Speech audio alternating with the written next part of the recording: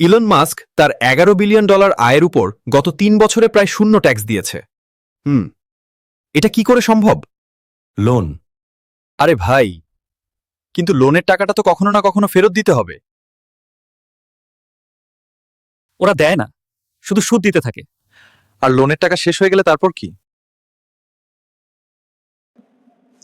এই দেখো, বড় বড় বিলিয়নিয়াররা মাত্র $1 মাইনে নেয়। আর লোন নেওয়ার জন্য যে কোম্পানিগুলোতে ওরা বিনিয়োগ করে সেটাকেই জামানত হিসেবে রেখে দেয়। আরে কিন্তু যে কোনো লোনের ডাউন পেমেন্টও তো করতে হয়। সেটা ওরা কিভাবে করে? ডাউন পেমেন্ট শুধু গরিবদের জন্য হয়, বড় লোকদের জন্য নয়। তার মানে বিলিয়নিয়াররা আমৃত্যু লোন নিতেই থাকতে পারে। ঠিক তাই। এই কারণেই তো আজ সারা বিশ্বে দেনা বেড়েই চলেছে। আর এটা সবাই জানে যে এই টাকা কোনোদিনও শোধ হবে না। আর যদি নেটওয়ার্ক কমে যায় তখন সেই ক্ষেত্রেও শেল কোম্পানি বানিয়ে বেল আউট পাওয়া যায়। মনে রেখো, এই ট্যাক্সগুলো শুধু গরিবদের জন্য বানানো হয়েছে, বড় লোকদের জন্য নয়।